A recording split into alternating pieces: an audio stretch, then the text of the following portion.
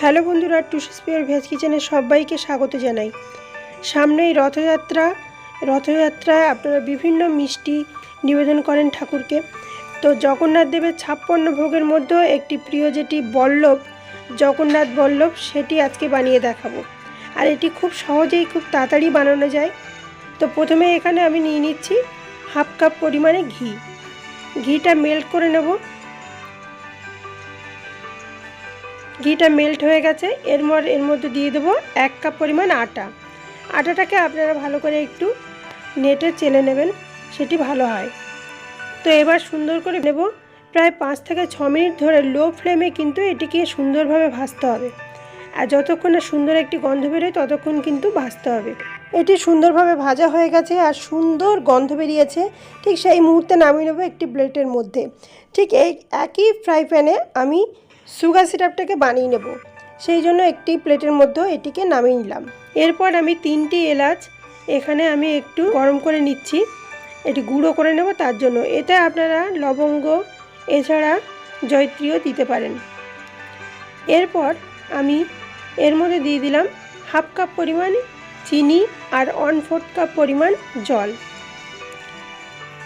চিনি আর জলটা সুন্দরভাবে গলে গেছে আর দেখুন সামান্য একটু চিটচিটে ভাব চলে এসেছে। ঠিক সেই মুহূর্তে আমি কিন্তু এর মধ্যে দিয়ে দেবো ভেজে রাখা আটাটাকে। পুরোটা দিয়ে সুন্দরভাবে নাড়াচাড়া করে দেখুন বেশ সুন্দর হয়ে গেছে। এর মধ্যে আমি এবার এলাচের গুঁড়োটাকে দিয়ে দেব। এবার আরও কিছুক্ষণ নাড়াচাড়া করে নেব, কিন্তু বেশি শক্ত করব না, কারণ এটি ঠান্ডা হলে কিন্তু শক্ত হয়ে যাবে। এবার এটিকে নামিয়ে নিচ্ছি একটি কাঁচের প্লেটে। এই কাঁচের পাত্রে নামিয়ে নেওয়ার এটি সুন্দরভাবে সেট করে নেব আর ঠান্ডা করার জন্য রেখে দেবো কিছুক্ষণের জন্য।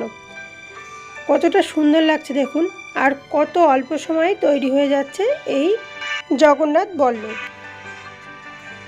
এই রেসিপিটা আপনারা অবশ্যই ট্রাই করতে পারেন আর আপনাদের ঠাকুরকে অবশ্যই ভোগ নিবেদন করতে পারেন। তো ঠান্ডা করার জন্য আমি রেখে দিয়েছিলাম। বেশ 10 থেকে 15 মিনিট পরে আমি এটিকে কেটে আপনাদের দেখাচ্ছি কতটা সুন্দর সেট হয়ে গেছে আর কি সুন্দর গন্ধ বেরিয়েছে। দেখুন একেবারে পিস পিস বেরোচ্ছে, খুব সুন্দর সেট হয়ে গেছে আর একদম ঠান্ডা হয়ে গেছে।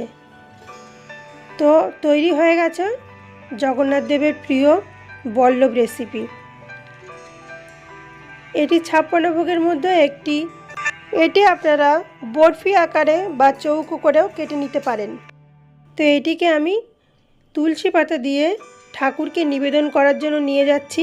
তো আপনারাও এই রথযাত্রায় ঠাকুরকে নিবেদন করার জন্য জগন্নাথ দেবের এই প্রিয় মিষ্টিটি অবশ্যই বানিয়ে নিতে পারেন। আর খুব অল্প সময়ে এটি তৈরি হয়ে যায়, এটি খেতেও খুবই সুন্দর লাগে। তো এতক্ষণ দেখার জন্য অনেক অনেক ধন্যবাদ। পরের দিন ফিরে আসবো অন্য একটি রেসিপির সঙ্গে। ততক্ষণ ভালো থাকুন, সুস্থ থাকুন আর অবশ্যই পাশে থাকা বেল আইকনটি ক্লিক করবেন যাতে পরের নোটিফিকেশান আপনাদের কাছে পৌঁছে যায় তাড়াতাড়ি। শুভ রথযাত্রা।